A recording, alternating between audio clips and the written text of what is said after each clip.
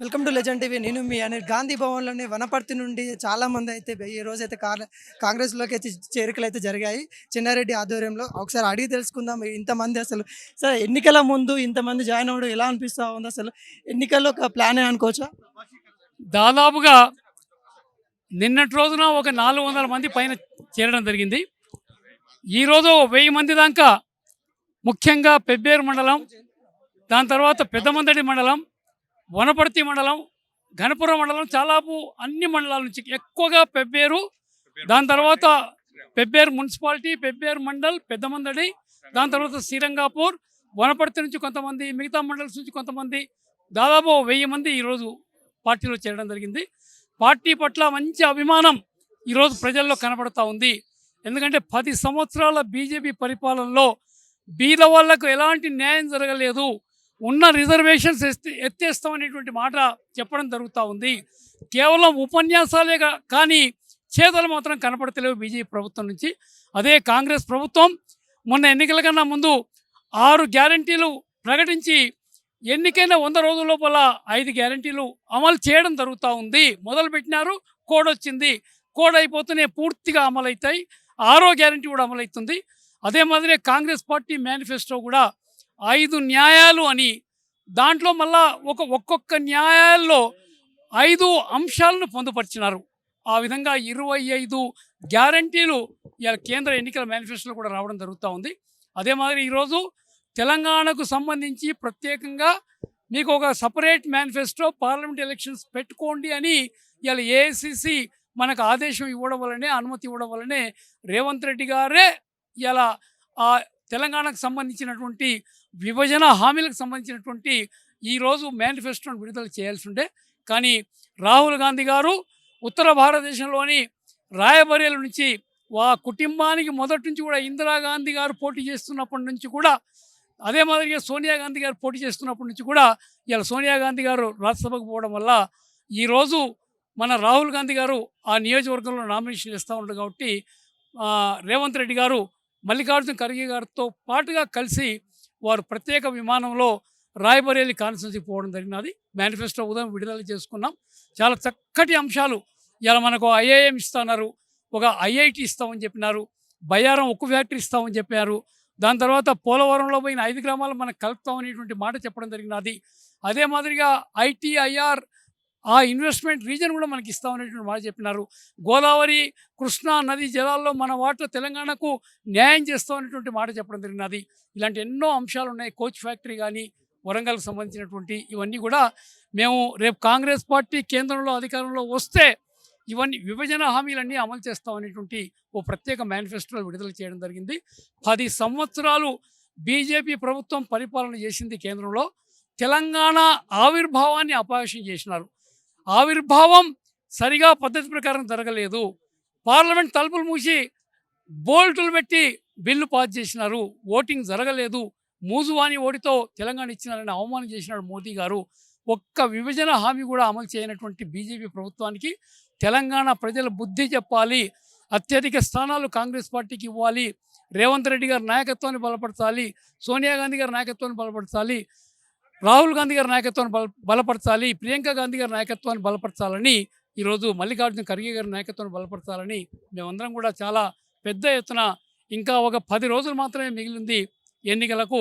తప్పకుండా ప్రతి ఒక్కరూ ఇలా చాలా పెద్ద ఎత్తున ఇలా అన్ని పార్టీల వాళ్ళు, టీఆర్ఎస్ పార్టీ నుంచి కానీ, బీజేపీ పార్టీ నుంచి కానీ, మిగతా అన్ని పార్టీల నుంచి కూడా ఈరోజు వచ్చి కాంగ్రెస్ పార్టీలో చేరడం జరుగుతూ ఉంది. ఎందుకంటే బీఆర్ఎస్ పార్టీకి ఈ రాష్ట్రంలో భవిష్యత్తు లేదని, ఎందుకంటే కేసీఆర్ గారు అవకాశం 10 సంవత్సరాలు ఇస్తే దాదాపుగా 70,000 కోట్లుండే అప్పుని ఇలా 8 లక్షల కోట్లకు వారు పెంచడం జరిగింది.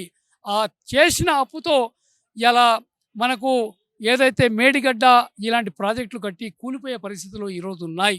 అదే మాదిరిగా చాలా అవినీతి ఈరోజు పెద్ద ఎత్తున జరిగిందనేటువంటి మాట అందరం అనుకోవడం జరుగుతుంది. ఎలక్ట్రిసిటీ బోర్డు కానీ, సివిల్ సప్లైస్ కార్పొరేషన్ కానీ చాలా పెద్ద ఎత్తున. అందుకనే ఈరోజు టీఆర్ఎస్ పార్టీ పైన ఏదో పరిపాలన గొప్పగా చేస్తున్నట్టు ప్రచారం చేసుకొని లోపల మాత్రం పూర్తిగా అప్పులమయం చేసినారు. ఒక్క కుటుంబమే మొత్తం డబ్బంతా తినేసింది. ఎవ్వరికీ అధికార స్వేచ్ఛ లేకుండా పోయిందనేటువంటి భావన ఉంది. ఈరోజు బీజేపీ ఏమో మతాల పేరుతో ఈ జనాభాని విభజించే ప్రయత్నం వారు చేస్తూ ఉన్నారు. మతం పేరుతో రెచ్చగొట్టే ప్రయత్నం చేస్తూ ఉన్నారు. ముస్లింల రిజర్వేషన్ తీసేస్తామని చెప్తున్నారు. భారతదేశంలో ఉండే పౌరులందరూ సమానమే, అందరికీ సమాన హక్కులు ఉన్నాయి. ఒక రిజర్వేషన్ తీసేస్తా అనడానికి ఏ పొలిటికల్ పార్టీ కూడా వాళ్ళకు ఆ విధంగా చేసే అధికారం లేదు. ఇవాళ ఏమన్నా ఇస్తే ఇంకా అందరికీ సమన్యాయం చేస్తామనేటువంటి మాట చెప్పాలి కానీ మీది తీసి ఇంకోరికి ఇస్తామనేటువంటి మాట తప్పుడు ప్రచారం ఇవాళ మోడీ గారే, ప్రధానమంత్రి గారే చేస్తూ ఉన్నారు. ముస్లిం రిజర్వేషన్లు తీసేసి ఆ వాటాన్ని మళ్ళీ ఎస్టీ ఎస్టీలకు పంచుతామనే మాట చెప్తున్నారు. ఎస్సీ ఎస్టీలకు రాజ్యాంగంలో చట్ట ప్రకారంగా వాళ్ళకు ఆ 9th షెడ్యూల్లోనే మనకు ఆ రిజర్వేషన్స్ కల్పించాం. ఎవరు పెంచడానికి కానీ తగ్గించడానికి కానీ అధికారం లేదు. పార్లమెంట్లో మనం చట్టం చేసేంత వరకు అధికారం లేదు. సార్, మొన్న అసెంబ్లీ ఎలక్షన్లోనే 6 గ్యారెంటీలు ఇచ్చారు. బంగారు బిందెలు అనుకుని వచ్చాము, లంక బిందెలు ఉన్నాయని చెప్పారు. మరి అలానే సెంటర్లో కూడా మరి ఫామ్ అయిన తర్వాత మళ్ళీ అలానే చెప్తారా ఏమన్నా? ఇప్పుడు 6 ఏదైతే గ్యారెంటీలు ఉన్నాయో మీరు నిజంగా హర్షించాలి. 100 రోజుల్లో 5 గ్యారెంటీలు అమలైనాయి. నేను మళ్ళా పేరు చెప్పాల్సిన అవసరం లేదు. ఒక్క గ్యారెంటీ మాత్రమే మనం అమలు చేయలేకపోయినాం, రేషన్ కార్డ్స్ గ్యారెంటీ. అది కూడా అనౌన్స్ చేశారు. అందుకని మనకు ఇక్కడ కొన్ని జిల్లాల్లోనేమో ఎమ్మెల్సీ ఎలక్షన్ కోడ్ వచ్చింది. తర్వాత మనకు పార్లమెంట్ ఎన్నికల కోడ్ వచ్చింది. రేపు ఎన్నికల కోడ్ జూన్ 7th అయిపోతూనే ఈ మన కాంగ్రెస్ పార్టీ ప్రభుత్వం రేవంత్ రెడ్డి గారి నాయకత్వాన ఈ తెలంగాణ ప్రాంతంలో పరుగు పెడతా ఉందనేటువంటి మాట, అభివృద్ధి పెద్ద ఎత్తున తీసుకొని పోతారు. ప్రజలందరికీ సంక్షేమం, అభివృద్ధి 2 కళ్ళ మాదిరిగా కాపాడుకొని ఆ 2 అమలు చేయడం జరుగుతుంది. తెలంగాణ ప్రాంతంలో తప్పకుండా జరుగుతాయి. కేంద్రంలో కూడా చాలా చక్కటి మేనిఫెస్టో ఈసారి మేధావులంతా కూర్చొని రాయడం జరిగింది. దాంట్లో ముఖ్యంగా రైతులు, దాని తర్వాత మహిళలు, దాని తర్వాత యువకులు, దాని తర్వాత కార్మికులు, ఇలాంటి వాళ్ళకందరికీ సమన్యాయం చేయాలని ఒక్కొక్క న్యాయలో మళ్ళీ ఒక 5 పాయింట్లు పెట్టి 25 గ్యారంటీలు, ఒక్కొక్క వర్గానికి 5 గ్యారంటీలు. ఈ 5 తరహా ప్రజలకి, కార్మికులు, కర్షకులు, మహిళలు, యువకులు అందరూ కూడా సమన్యాయం చేద్దామనేటువంటి ఉద్దేశంతో కాంగ్రెస్ పార్టీ చక్కటి మేనిఫెస్టో ఇచ్చినది. విభజన హామీలు కూడా 10 ఏళ్ళైంది తెలంగాణ వచ్చి, ఒక్క హామీ అమలు కాలేదు, ఆచరణ నోచుకోలేదు. గిరిజన యూనివర్సిటీ కానీ ఇవన్నీ కూడా రేపు మేము వస్తే, కాంగ్రెస్ ప్రభుత్వం కేంద్రంలో వస్తే అన్నీ చేస్తాము ఈ రాష్ట్రంలో అనేటువంటి మాట చెప్పడం జరుగుతూ ఉంది. సార్, ఇక్కడ నాగర్ కర్నూలులో చూస్తే ఆర్ఎస్పీ ప్రవీణ్ సార్, మల్లు రవి గారు ఉన్నారు. ఎవరు గెలిచే ఛాన్సెస్ ఉంటాయి? అక్కడ ఎలా జరుగుతూ ఉంది కార్యాచరణ? అందరూ అనుకోవడం రవి గారు గెలుస్తారనే మాట అందరూ అనుకుంటా ఉన్నారు. రవి గారికి ఎక్కువ అవకాశం ఉందనే మాట అందరూ చెప్పుకోవడం జరుగుతూ ఉంది. అందుకనే తెలంగాణలో ఇవాళ బీఆర్ఎస్ పార్టీ లేదు. బీఆర్ఎస్ పార్టీ ఇలా ఎవరో చెప్తామని పొద్దున టీఆర్ఎస్ మన TV9 వాళ్ళు సర్వే ఏదో చేసి ఒక 8 కాంగ్రెస్, 8 బీజేపీ, 1 మాత్రమే ఎంఐఎం గెలుస్తుందని మాట చెప్తా ఉన్నారు. అంటే ఈ సర్వేలు ఎవరికి తోచిన విధంగా, ఎవరికి అనుకూలంగా వారు చేసుకోవడం జరుగుతూ ఉంది. మా వరకైతే మేము కాంగ్రెస్ పార్టీకి అత్యధిక స్థానాలు వస్తాయి, అందరికన్నా ఎక్కువ వస్తాయి. 2వ స్థానంలో బీజేపీ ఉంటుంది అనుకుంటున్నాం. పోటీ మాత్రం కాంగ్రెస్కు బీజేపీకి ఉంటుంది, బీఆర్ఎస్ లేదు. ప్రధానమంత్రి గారు తెలంగాణకి ఎన్నో చేశారు. అలాంటి టైంలో ఇప్పుడు గాడిద గుడ్డి ఇచ్చిందని సీఎం గారు అనడం ఇంతవరకు తీసుకోగలరు? అంటే విభజన హామీలు నేను ఇంత క్రితమే చెప్పా, ఒక్క హామీ అన్నా అమలైందా? రొటీన్గా వచ్చే ఫండ్సే వాళ్ళు చెప్తా ఉన్నారు తప్ప మేమేదో 10 లక్షల కోట్లు తెలంగాణకి ఇచ్చినామని చెప్తా ఉన్నారు.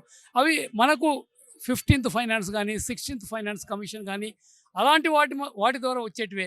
లేకుంటే నేషనల్ హైవేస్ కానీ, రైల్వే లైన్స్ కానీ ఇవన్నీ కూడా వచ్చేటువంటి నిధులే తప్ప ప్రత్యేకంగా తెలంగాణకి ఇచ్చింది మాత్రం ఏమీ లేదు.